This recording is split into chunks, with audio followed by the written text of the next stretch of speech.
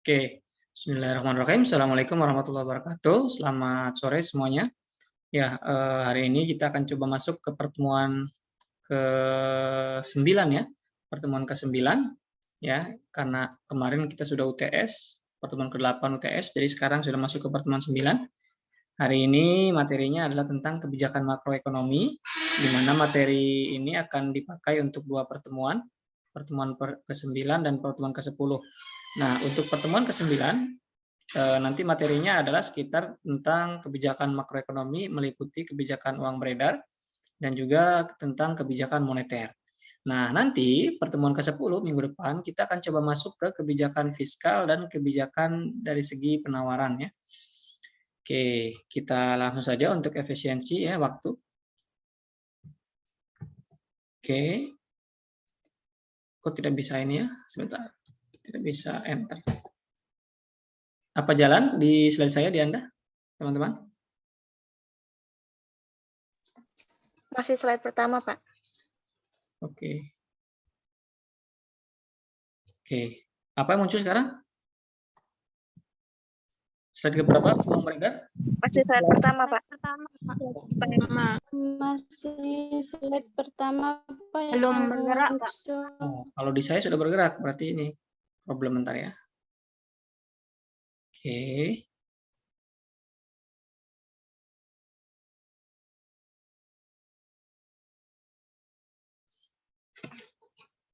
Oke. Kita manual saja berarti ya. Share screen ulang. Oke, sudah muncul ya. Sepertinya memang saya kurang paham ya. Apa namanya? PowerPoint saya kalau di Zoom itu, kalau di ini, klik ini, slideshow, kemudian di saya enter di slide kedua, tapi di Anda masih stuck di slide pertama. Nah, itu dari saya belum menemukan solusinya dari dulu ya. Makanya mungkin ini tidak usah saya slideshow ya. Kelihatan ya ini ya, slide ini? Iya, Pak, terlihat. Iya, Lihat Pak. ya. Kelihatan. Oke. Pertama yang kita bahas adalah tentang kebijakan uang beredar ya. Jadi dalam materi kali ini kita akan belajar tentang kebijakan uang beredar dan kebijakan moneter ya. Jadi kebijakan makroekonomi itu ada 4 tadi ya, ada kebijakan beredar, uang beredar, kemudian kebijakan moneter, kebijakan fiskal, dan yang ketiga adalah kebijakan dari segi penawaran. Nah, minggu ini, pertemuan kali ini kita akan fokus di 2 kebijakan makroekonomi, yaitu kebijakan uang beredar dan kebijakan moneter. Nah, uang beredar, ya pelaku yang terlibat dalam kegiatan uang yang beredar di masyarakat itu ada 3 setidaknya ya. Pertama ada pemerintah, kedua ada bank umum, ketiga ada masyarakat. Nah, pemerintah dalam hal ini adalah bank sentral atau di konteks di Indonesia adalah Bank Indonesia merupakan merupakan pelaku utama ya. Merupakan pelaku utama dalam kegiatan mengedarkan uang di masyarakat gitu ya. Karena bagaimanapun BI adalah lembaga yang berhak dalam menciptakan uang beredar gitu ya. Dalam mencetak uang dan mengedarkannya begitu ya. Kemudian bank umum ya. Nah, bank-bank umum juga salah satu pelaku dalam beredarnya uang, di mana sederhananya bank umum ini adalah tanda kutip ya kaki tangannya Bank Indonesia, kepanjangan tangannya dari Bank Indonesia. Bank-bank umum inilah nanti yang akan langsung bersentuhan, berinteraksi dengan masyarakat ya, dengan cara mengedarkan uang bank umum ke masyarakat melalui apa mengedarkannya? Melalui transaksi pinjaman atau transaksi menabung gitu ya, atau jenis transaksi lain yang mungkin banyak gitu ya jenisnya sekarang gitu ya. Kemudian masyarakat ya juga termasuk pihak atau pelaku yang berinteraksi dalam kegiatan peredaran uang. Tentunya masyarakat biasanya berinteraksinya tidak dengan Bank Indonesia, tapi masyarakat ini berinteraksinya langsung dengan bank umum gitu ya. Dengan kegiatan tadi ya seperti menabung ya. Menabung itu kan kegiatan mengedarkan uang ya. Yaitu mengalirkan uang yang tadinya dipegang dalam bentuk tunai oleh masyarakat disimpan dalam bentuk tabungan melalui bank umum ya. Jadi ada saldonya gitu. Sebaliknya kalau kegiatan pinjaman ya, masyarakat kredit ke bank minjem uang untuk kegiatan apapun ya, itu kan sama saja dengan transaksi peredaran uang, yaitu menerima uang dari bank umum melalui akad pinjaman gitu ya, kemudian diterima oleh masyarakat untuk kegiatan yang sesuai dengan keperluan masyarakat, mungkin untuk konsumsi, mungkin untuk kegiatan bisnis dan seterusnya. Oke, jadi setidaknya 3 pelaku ini ya. Oke, kemudian secara definisi ya, pengertian uang itu ada dalam arti sempit, ada pengertian uang beredar dalam arti luas. Nah, pengertian uang beredar dalam arti sempit atau nama lainnya adalah narrow money, itu adalah penjumlahan ya, MS ini kan money supply ya, MS ini money supply atau penawaran uang. S-nya itu kan supply, penawaran ya, penawaran uang atau kata lainnya adalah peredaran uang begitu ya. Peredaran uang dalam arti sempit merupakan penjumlahan dari K dan D. K ini adalah uang kartal ya. Uang kartal dan uang giral. Jadi definisi uang beredar dalam arti sempit adalah penjumlahan antara uang kartal dengan uang giral gitu ya. Uang kartal itu apa? Uang kartal itu adalah uang yang dipegang oleh masyarakat dalam bentuk tunai, baik itu bentuk koin ataupun uang kertas gitu ya. Sedangkan D ini adalah uang giral ya. Uang giral ini adalah uang yang dimiliki oleh masyarakat dalam bentuk saldo rekening. Jadi uang beredar itu ada 2 ya, ininya ya, penjumlahannya antara uang yang dipegang masyarakat dengan uang masyarakat yang dipegang dalam bentuk saldo gitu ya. Jadi itulah definisi dari peredaran uang dalam arti sempit, uang dalam arti sempit ya, uang beredar dalam arti sempit. Kemudian uang beredar dalam arti luas itu ada tambahannya. Jadi bukan hanya uang kartal, uang yang dipegang masyarakat dalam bentuk tunai dan uang giral dalam bentuk saldo, tapi juga ada tambahan T di sini ya. Karena money supply menurut arti luas adalah K plus D plus T. T ini apa? T ini adalah quasi money atau near money atau deposito. Itu berbeda ya. Deposito atau tabungan masyarakat pada bank umum seperti Tabanas, Taplus, termasuk rekening tabungan valuta asing. Jadi tabungan berupa mata uang asing ya seperti dolar, seperti dolar Singapura, mungkin mata uang asing yang dimiliki oleh masyarakat itu termasuk sebagai uang yang beredar. Oke, sampai sini paham ya teman-teman ya? Bedanya arti luas dengan arti sempit untuk definisi uang yang beredar di masyarakat. Oh, bisa dipahami teman-teman? Iya Pak, bisa. Bisa Pak. Oke, kemudian uang inti ya. Tadi kan udah ya. Uang inti adalah, kalau tadi kan uang beredar dalam arti sempit, dalam arti luas. Kalau ini uang inti nih. Uang inti merupakan inti dari proses penciptaan uang yang beredar dalam bentuk kartal dan cadangan. Jadi yang dimaksud dengan uang inti adalah satu, uang yang beredar di masyarakat dalam bentuk tunai, K ya tadi.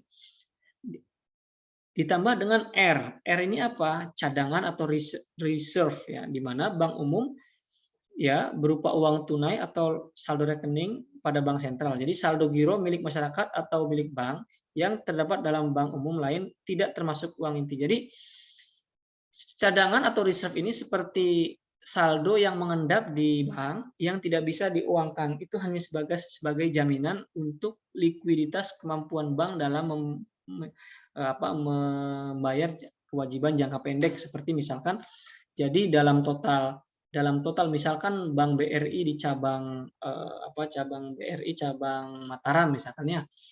Nah, di saldo tabungan Bank BRI Mataram itu gitu ya.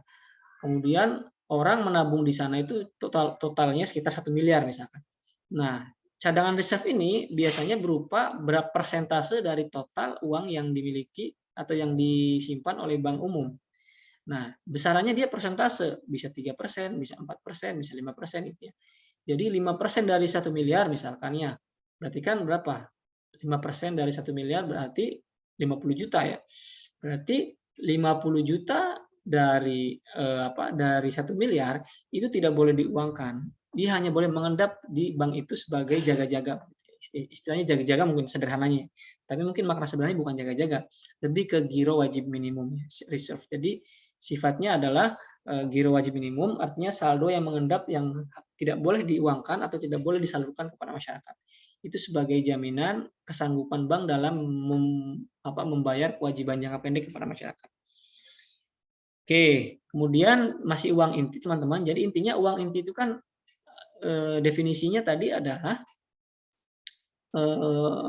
uang cash ya, uang cash yang dimiliki oleh masyarakat, di tangan masyarakat, ditambah dengan cadangan reverse yang dimiliki oleh bank umum tadi.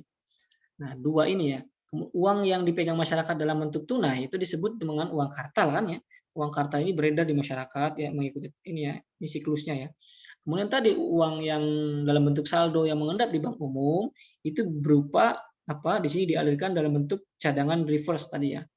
giro wajib minimum jaminan ya, sebagai jaga-jaga begitu ya, giro wajib minimum itu. Nah, ini juga nanti kan sebetulnya milik masyarakat, tapi dalam hal ini tidak bisa ditarik oleh masyarakat karena sebagai jaminan tadi ya. Bentuknya persentase sekali lagi. Nah, kan nanti dari persentase itulah lahir nilai rupiahnya kan. Jadi cadangan reverse ini adalah besaran uang yang mengendap di bank dan tidak boleh diuangkan. Karena itu sebagai bentuk jaminan gitu ya. Nah, besaran uang itu sebetulnya milik masyarakat, tapi berupa saldo saja. Maka dia disebut saldonya itu kan tabungan. Maka tabungan itu kan disebut sebagai uang giral. Jadi sebetulnya uang inti itu mirip-mirip uang kartal dengan uang giral, hanya saja tidak semua uang giral gitu. Hanya persentase yang uang giral yang persentasenya sebesar cadangan reserve saja gitu. Karena kalau seluruh uang kartal dan seluruh uang giral itu namanya adalah uang beredar dalam arti sempit, bukan uang inti. Tapi kalau uang inti adalah uang kartal dan uang giral, tapi uang giralnya itu nggak semua. Uang giralnya itu adalah sebesar persentase cadangan reserve yang ditentukan oleh Bank Indonesia. Sampai sini bisa mengerti teman-teman? Halo? Terdengar suara saya? Jelas, Pak. Jelas, Pak.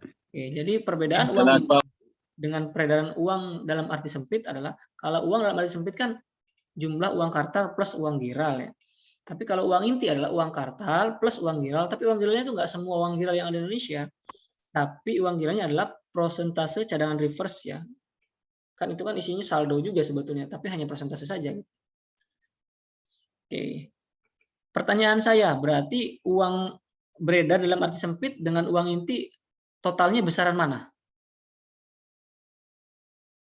Uang dalam arti sempit. Kenapa? Jawabannya kenapa? Karena kalau dia dalam inti itu kan uangnya mengendap, jadi tidak semua bisa dicairkan. Terima kasih, Pak.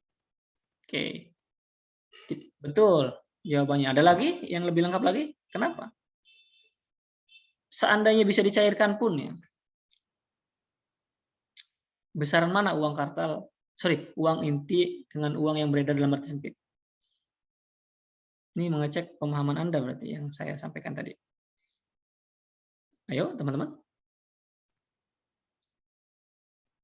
Ini saya di kampus nih teman-teman ya. Sudah tidak hujan. Tadi kan hujan ya. Oke. Halo? Kira-kira kenapa uang inti lebih kecil? Oke. Jadi penjelasannya itu kan perbedaannya di uang giral ya. Kalau tadi kan peredaran uang dalam arti sempit itu kan seluruh uang giral yang ada di Indonesia, seluruh uang kartal yang ada di Indonesia dalam bentuk tunai ditambah dengan uang giral saldo tabungan masyarakat seluruh orang Indonesia dijumlahkan itu namanya uang dalam peredaran uang dalam arti sempit. Tapi kalau uang inti, seluruh uang cash yang beredar di masyarakat ditambah dengan uang giral yang ada di saldo yang dimiliki oleh masyarakat, tapi tidak semuanya. Hanya prosentasenya saja. Kalau 3% berarti hanya 3% dari seluruh uang giral yang ada atau seluruh tabungan yang dimiliki masyarakat 3%-nya saja misalkan. Jadi 3%-nya saja uang saldo plus uang cash itulah uang inti gitu. Bisa dipahami teman-teman? Paham, Pak. Oke, lanjut ya. Jadi intinya hanya persentase cadangan reverse hanya minimum saja, enggak semua uang saldo yang dimiliki oleh masyarakat jadi uang inti. Uang inti itu hanya persentase dari uang giral. Kalau 3% berarti 3%. Kalau cadangan reverse-nya misalkan besarannya 3%, berarti 3% dari seluruh tabungan masyarakat Indonesia ditambah dengan seluruh uang cash yang beredar, itulah uang inti. Oke, lanjut dulu ya. Faktor-faktor apa saja yang mempengaruhi uang inti? Pertama, yang mempengaruhi adalah keadaan APBN suatu negara. Defisit atau surplus. Kalau di mana dia kondisi APBN defisit, biasanya pemerintah akan melakukan kebijakan pencetakan uang baru. Maka akan meningkatkan jumlah uang yang beredar. Atau misalkan kredit langsung bank sentral kepada badan-badan resmi, misalkan bank sentral atau Bank Indonesia memberikan pinjaman kepada lembaga-lembaga resmi negara seperti Pertamina, PLN gitu ya. Misalkan mereka perusahaan-perusahaan negara ini kurang modal untuk berproduksi, dikasihlah pinjaman dari BI kepada mereka ya. Nah, itu juga salah satu bentuk misalkan menambah jumlah uang yang beredar, uang inti dalam hal ini ya. Kemudian kredit likuiditas bank sentral, misalkan BI memberikan pinjaman kepada bank-bank umum yang bangkrut. Ini banyak sekali contohnya. Bank Mutiara, yang paling fenomenal adalah Bank Senturi ya, yang menelan kerugian negara sampai 6,3 triliun kalau tidak salah. Jadi Bank Senturi ini mau bangkrut, tidak bisa beroperasi, dikasih pinjaman sama Bank Indonesia sebanyak 6 triliun, justru uang pinjaman itu dibawa kabur oleh direksi-direksi Bank Senturinya gitu ya, sampai pergi ke Singapura.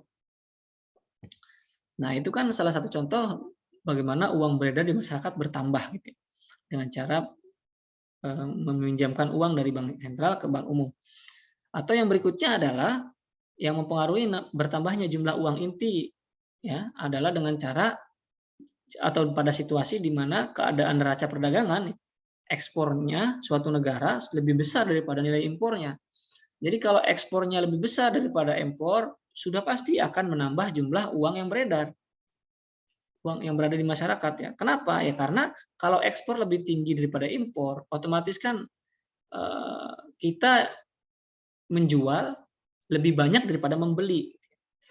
Berarti kan uang hasil menjualnya lebih besar daripada uang yang kita gunakan untuk membeli barang impor. Berarti kan ada sisanya tuh. Artinya ada uang yang beredar di masyarakat semakin banyak. Tapi sebaliknya kalau ekspornya lebih kecil daripada impor, berarti jumlah uang beredarnya justru berkurang gitu ya. Karena uang yang ada digunakan untuk membeli barang-barang impor. Gitu.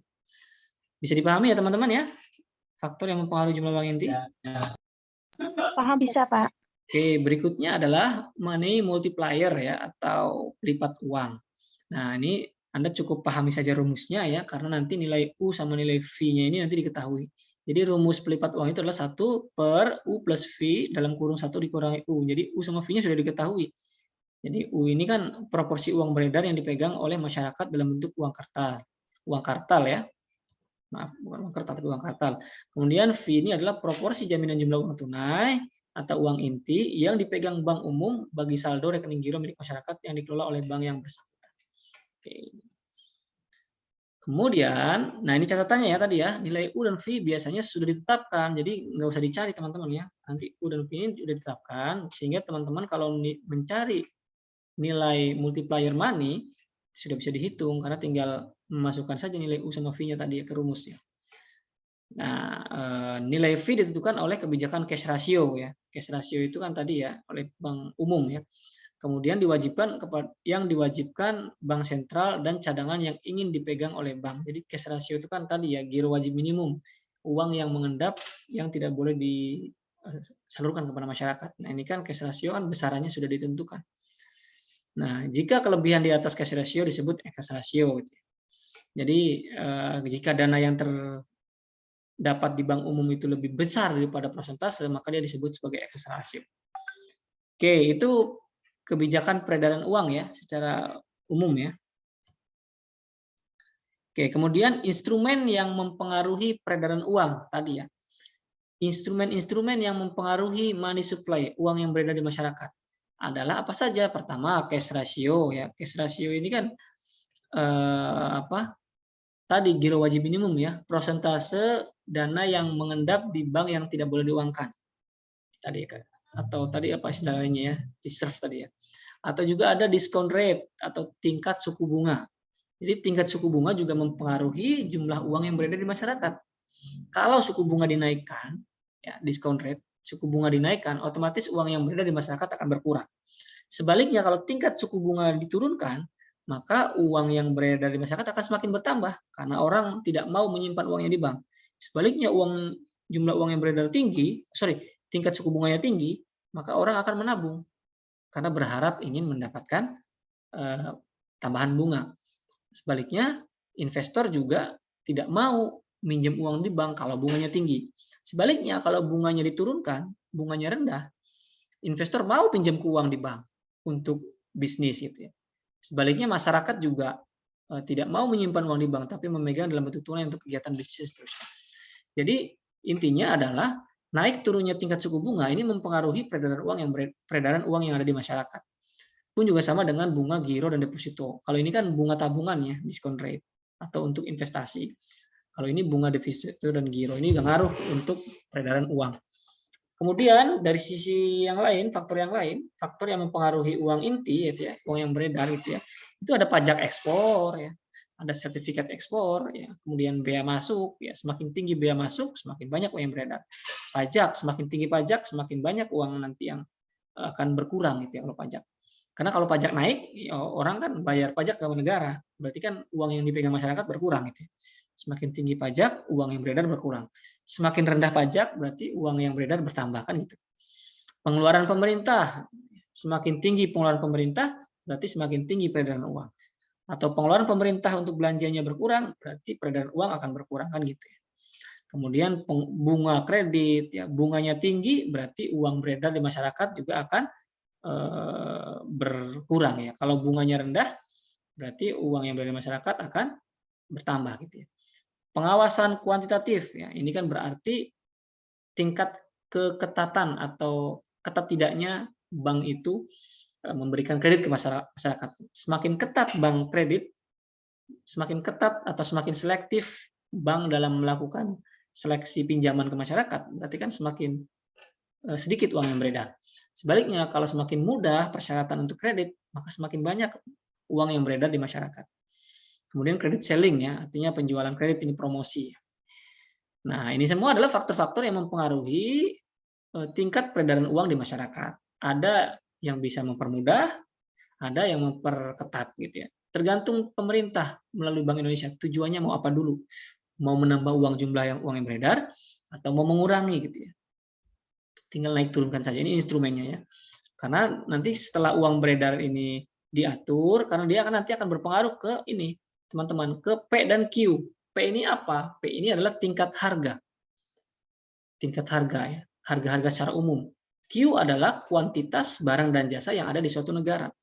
Semakin tinggi P dan semakin tinggi Q, maka dia akan berpengaruh ke Y. Semakin tinggi pendapatan suatu negara, karena Y ini kan simbol pendapatan. Nah, terkait dengan peredaran uang, semakin banyak uang dalam tertentu itu bagus. Tapi kalau sudah terlalu banyak, biasanya dia akan menimbulkan yang namanya inflasi. Ya. Inflasi terlalu tinggi, tentu dia akan semakin bagus bagi orang-orang kaya yang punya perusahaan, yang punya produk, karena dia makin kaya. Tapi kalau masyarakat umum yang bukan berbisnis, dia masyarakat biasa, harga terlalu tinggi akan terlalu sulit. Sederhana pertanyaannya. Kalau harga minyak goreng sangat tinggi, bagi pengusaha itu bagus. Jadi semakin kaya, karena dia menciptakan barang dan jasa.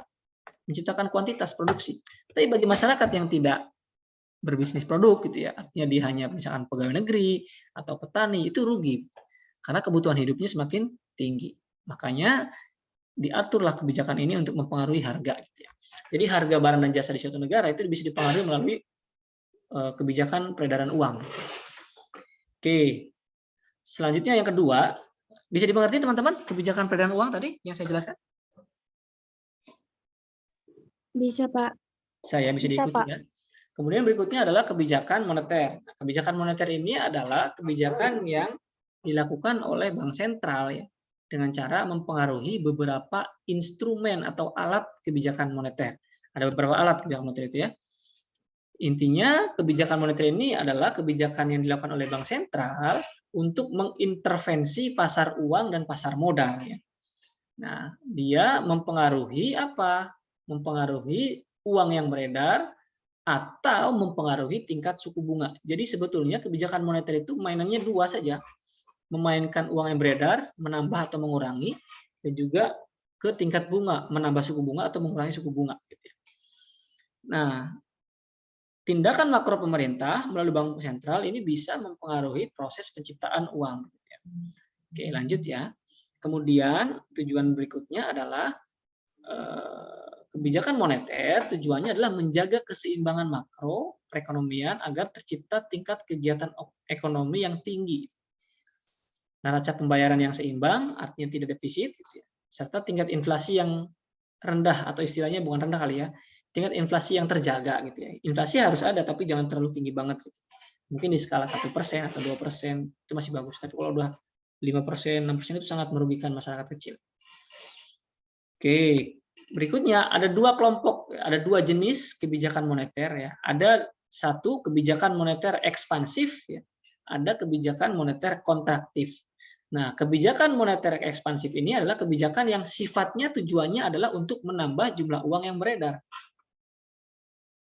Sedangkan kebijakan moneter kontraktif adalah kebijakan yang sifatnya ingin uang yang beredar itu berkurang. Gitu ya.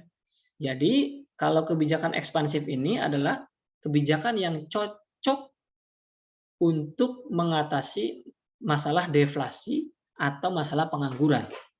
Nah, deflasi itu kan kondisi harga-harga terlalu rendah, kemudian pabrik-pabrik sepi karena kekurangan modal gitu ya, dan banyak pengangguran. Sehingga dibutuhkan kebijakan moneter ekspansif yang menambah jumlah uang yang beredar di masyarakat.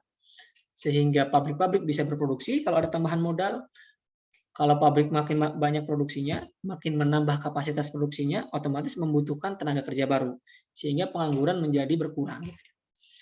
Nah, sebaliknya, kalau kebijakan moneter kontraktif adalah kebijakan yang tujuannya adalah sifatnya mengurangi jumlah uang yang beredar.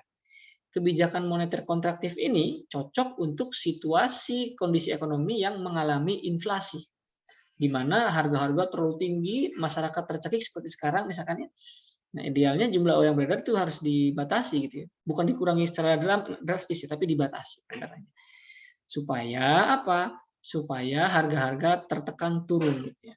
Dengan cara apa ya? Dengan cara beberapa kebijakan moneter. Nanti saya jelaskan apa saja instrumen kebijakan moneternya.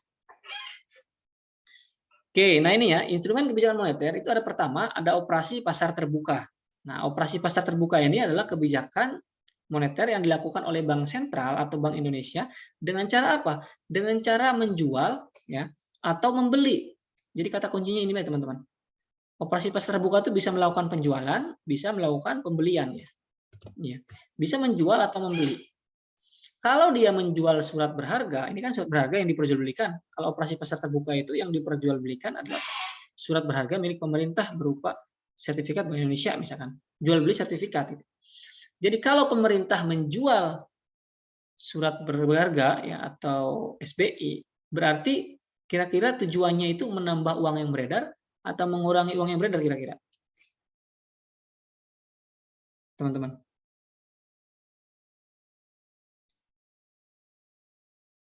Halo? Masih mengikuti dengan saya? Masih, Pak. Kalau kebijakannya menjual surat berharga, berarti ingin menambah uang yang beredar atau mengurangi? Mengurangi. Menambah. Menambah atau mengurangi? Ini ada yang jawab menambah, ada yang menjawab mengurangi. Coba, ayo. Menambah, Pak. Menambah. Oke, logikanya begini. Menambah, Pak. Menambah ya. Coba kita bayangkan ya. Ada uang di masyarakat ya. Katakanlah uang di masyarakat itu 1 triliun. Kemudian saya nih pemerintah nih. Nah, ini kelihatan ya layarnya ya. Saya pegang apa nih? Kertas, Pak. Anggaplah ini adalah surat berharga. Nah, uang yang beredar di masyarakat, misalkan katakanlah ada 500 triliun. Uang yang beredar di masyarakat ada 500 triliun. Kemudian saya sebagai pemerintah menjual sertifikat ini ke masyarakat. Berarti sertifikat ini saya kasih ke Anda, ke masyarakat. Misalkan saya menjual ke misalkan Eka ya. Eka ini saya jual harga sertifikat Bank Indonesia ini harganya adalah 100 triliun. Saya kasih sertifikat ini ke Anda, ke Eka gitu ya. Kemudian Eka ngasih uang ke saya dong, kan jual beli sertifikat kan. Eka ngasih uang ke pemerintah melalui Bank Sentral sebanyak 100 triliun. Berarti uang yang beredar di masyarakat tinggal berapa? Tinggal 400 triliun, Pak. 400 triliun kan? Berarti itu menambah atau mengurangi? Mengurangi, Pak. Mengurangi, Pak. Berarti menjual sertifikat berharga adalah bertujuan untuk mengurangi jumlah uang yang beredar. Sebaliknya kalau membeli surat berharga berarti dia menambah. Karena kalau membeli begini, saya pemerintah ingin beli sertifikat yang Anda pegang. Saya ambil sertifikatnya Anda, saya beli, kemudian saya kasih uang 100 triliun. Berarti yang awalnya 400 jadi berapa? 500, Pak. 500. Berarti membeli surat kebijakan operasi pasar terbuka berupa membeli surat berharga adalah kebijakan yang tujuannya adalah untuk menambah jumlah uang yang beredar. Gitu. Oke, paham sampai sini ya? Operasi pasar terbuka ya? Ya, paham, Pak. Paham, Pak. Pertanyaan saya, kalau masalahnya adalah inflasi, nah, kalau inflasi nih, Kira-kira yang cocok menjual surat berharga atau membeli? Menjual. Membeli, Pak. Iya. Coba jelasin Karena satu-satu. inflasi kan terlalu banyak uang Siapa yang dulu tadi? beredar, Menjual. otomatis harus dibeli, Siapa Pak. nih? Siapa yang ngomong nih? Satu-satu. Biar saya catat. Siapa nih yang bicara? Siapa tadi yang Saya, menjual? Pak. Siapa? Nila ya? Nilai, iya, Pak. Silakan Nila. Nila menjual kalau inflasi kira-kira gimana baiknya? Harus menjual, Pak. Kan kalau inflasi itu kan mata uangnya beredar terlalu banyak. Otomatis apabila menjual, maka uangnya itu akan berkurang. Oke, Uang yang good. dipegang itu akan berkurang. Good. Bagus. Betul ya? Jadi harus menjual. Jadi kalau menjual itu kan otomatis uang yang beredar berkurang. Sehingga uang yang beredar tidak terlalu banyak, sehingga inflasi akan menurun. Nah, sebaliknya kalau kondisi banyak pengangguran, kemudian kondisi deflasi, harga-harga murah, kegiatan ekonomi lemah, kegiatan ekonomi bukan lemah, apa istilahnya itu ya, stuck gitu ya, tidak berkembang gitu ya, maka kebijakan yang cocok adalah membeli. Jadi pemerintah membeli surat berharga sehingga uang beredar semakin banyak. Diharapkan uang yang beredar itu dilakukan oleh masyarakat untuk berproduksi, baik masyarakat kelas kecil maupun kelas atas gitu ya. Yang penting berproduksi begitu ya. Oke, sudah paham saya pikir ya.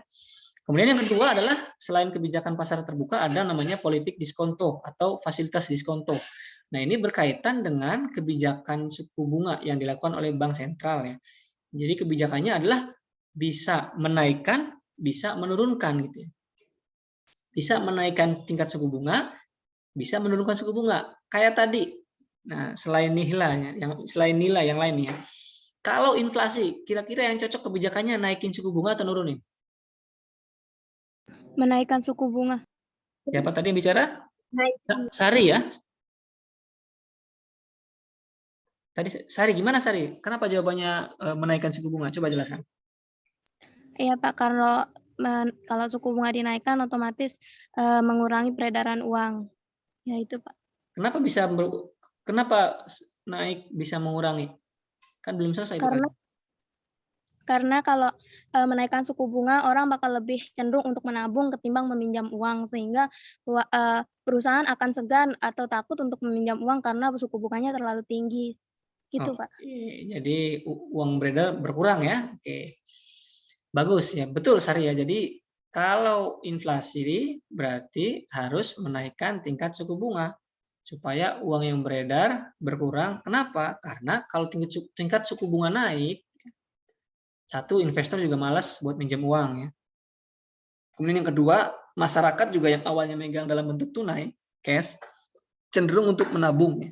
Karena berharap ada keuntungan dari tingginya suku bunga tadi. Oke, good ya. Sebaliknya kalau masalahnya adalah pengangguran atau deflasi, berarti kebijakannya adalah menurunkan tingkat suku bunga.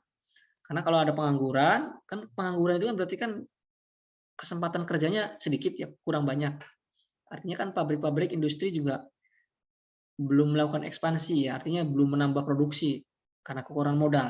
Berarti kebijakannya adalah menurunkan tingkat suku bunga. Supaya apa? Supaya investor minjem dana di bank, kemudian uang itu digunakan untuk modal tambahan untuk pabrik-pabrik berproduksi.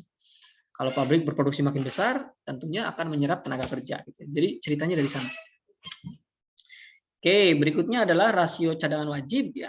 Ini sama tadi ya, reserve ratio tadi ya, yang giro wajib minimum, yang kewajiban uang yang harus dipegang oleh bank umum mengendap dan tidak boleh diuangkan tadi ya. Ini juga mirip seperti suku bunga ya. Cadangan cash ratio ini ya, cash ratio ini mirip seperti tingkat suku bunga. Jadi kalau dia masalahnya inflasi ya, tentu harus adalah meningkatkan cash ratio. Kalau deflasi ya menurunkan cash ratio. Kemudian kebijakan yang keempat adalah kebijakan yang sifatnya himbauan moral ya. Himbauan moral adalah sifatnya hanya himbauan saja gitu, supaya mengintervensi jumlah uang yang beredar dengan jalan himbauan kepada pelaku ekonomi ya. Khususnya adalah kepada bank umum, karena bank sentral itu sifatnya seperti atasan ke bawahan ke bank umumnya. Tapi kalau ke masyarakat kan seperti himbauan biasa gitu. Contoh misalkan untuk mengurangi uang yang beredar, bank sentral itu bisa menghimbau agar bank umum berhati-hati dalam mengeluarkan pinjaman atau kredit ke masyarakat gitu. Tapi sebaliknya jika ingin uang beredar semakin banyak, ya berarti menghimbau kepada bank umum ya agar meminjam uang dimudahkan gitu ya. Oke, berikutnya yang terakhir ini ya, materi slide terakhir. Lantas bagaimana pengaruh kebijakan moneter terhadap kegiatan ekonomi dan pendapatan nasional? Jadi ya apabila kebijakan moneter dijalankan dalam mengatasi permasalahan ekonomi, misalnya pengangguran, ini contohnya misalkan adalah pengangguran, masalahnya pengangguran ya, bukan inflasi ya. Masalah pengangguran, maka kebijakan yang bisa dilakukan adalah apa nih ceritanya gitu ya, runtutan ceritanya ya, atau runtutan mekanisme transmisinya ya, ini salah kurang S ya, mekanisme transmisi seperti apa gitu ya. Jadi berawal dengan apa caranya, dengan cara misalkan ini instrumennya adalah tingkat suku bunga kebijakannya ya, dengan cara apa, menambah jumlah uang yang beredar kan gitu ya. Kalau pengangguran kan tadi berarti uang yang beredar kan terbatas ya, banyak pengangguran, pabrik-pabrik tidak berproduksi secara penuh, kurang modal, maka solusinya adalah menambah jumlah uang yang beredar misalkan ya. Maka kalau uang yang beredar bertambah ini dengan cara apa? Dengan cara menurunkan tingkat suku bunga itu ya. Tingkat suku bunga diturunkan. Kalau tingkat suku bunga menurun, maka investor akan tertarik meminjam uang di bank, kemudian investor akan berinvestasi gitu ya, menambah investasi di sektor industri gitu ya, atau sektor-sektor lain yang melibatkan investor dalam melakukan kegiatan sektoralnya begitu ya. Nah, dengan kejadian ini, tambahan investasi yang masuk ke perekonomian itu akan berdampak kepada peningkatan permintaan kan ya. Kan peningkatan barang dan jasa itu akan diikuti oleh peningkatan permintaan gitu. Barang dan jasa yang dihasilkan semakin banyak, otomatis demand agregat ya, agregat demand juga akan meningkat. Nah, agregat demand ini berkaitan dengan harga dan juga kuantitas ya. Harga permintaan tinggi, maka akan berdampak kepada peningkatan harga suatu komoditi. Harga suatu komoditi meningkat dikalikan dengan kuantitas, tentu pendapatan nasional juga akan meningkat. Ya, ini pendapatannya. Jadi teman-teman, berawal dari jumlah uang yang beredar, itu bisa menstimulus adanya peningkatan pendapatan suatu negara. Jadi nggak ujug-ujug dari uang yang beredar di masyarakat ditambah, berdampak langsung ke pendapatan negara bertambah. Nggak kayak gitu transmisinya. Jadi ceritanya ke sini dulu, jadi ada alurnya gitu. Ibaratnya kalau Anda bercerita, kalau Anda melakukan A, maka terjadilah D. Tapi kan tidak seperti itu. Dari A itu ngaruh dulu ke B, ngaruh dulu ke C, baru ngaruh ke D. Gitu. Kan juga tidak serta-merta begini, misalkan Anda ditambah uang jajan, maka Anda akan semakin tinggi IPK. Kan tidak seperti itu. Tapi ceritanya adalah Anda ditambah, uang jajannya ditambah, sehingga Anda bisa membeli banyak vitamin kecerdasan, misalkan vitamin C, vitamin A, vitamin B, sehingga Anda menjadi semakin sehat, misalkan. Dengan Anda semakin sehat, menjadi Anda berdampak ke manajemen waktunya semakin baik, kemudian Anda juga daya tangkapnya semakin baik, sehingga Anda semakin rajin, dan Anda semakin pintar, sehingga Anda semakin mudah mengerjakan soal-soal ujian. Nah, sehingga Anda mudah mengerjakan soal-soal ujian, maka Anda IPK-nya tinggi, kan gitu ceritanya. Jadi bukan ceritanya nggak meningkatkan uang jajan langsung meningkatkan IPK, misalkan nggak kayak gitu. Jadi ada transmisinya ibaratnya itu ya. Sama halnya dengan kebijakan moneter ini, ada transmisinya juga dari menambah jumlah uang yang beredar sampai ke tujuan akhirnya adalah meningkatkan pendapatan nasional. Sampai sini bisa dipahami teman-teman? Bisa, Pak. Oke. Bisa, Pak. Ada pertanyaan dulu? Silakan. Kalau ada pertanyaan. Halo? Kalau tidak ada, kita cukupkan saja ya. Sampai sini saja dulu. Karena nanti materi berikutnya tentang kebijakan mana tadi? Ini kebijakan fiskal, kita bahas minggu depan. Oke. Tidak ada pertanyaan nih, benar? Sambil menunggu. Belum ada, Pak. Berbuka puasa, tidak ada ya. Oke. Tadi siapa aja yang menjawab, share di grup ya, nama dan NIM ya. Biar cari catatan saya untuk. Baik, Pak. Yanila, Sari, siapa lagi tadi? Eka ya kalau tidak salah, saya lupa tadi yang pokoknya yang berbicara mengungkapkan argumen, tulis di grup ya nama dan NIM-nya untuk catatan saya. Oke, terima kasih perhatiannya. Mudah-mudahan ilmu yang saya berikan hari ini bermanfaat tentang kebijakan moneter dan kebijakan peredaran uang. Dua kebijakan ini adalah kebijakan makroekonomi. Mudah-mudahan bisa memberi hasanah baru bagi pemahaman Anda tentang ekonomi makro, gitu ya. Terima kasih. Saya akhiri. Assalamualaikum warahmatullahi wabarakatuh. Sampai jumpa minggu depan. Waalaikumsalam warahmatullahi wabarakatuh. Terima kasih, Pak. Warahmatullahi Oh ya, ketuanya siapa tadi? wabarakatuh. Naufal ya? Siapa tadi? Sepertinya minggu depan kita online saja ya, teman-teman ya, kuliahnya. Baik, Pak. Karena sepertinya Baik. sudah mulai mudik ya, Terima kasih jadi banyak, kita Pak. coba online saja minggu depan. Oke, terima kasih ya. Baik, Pak. Oke.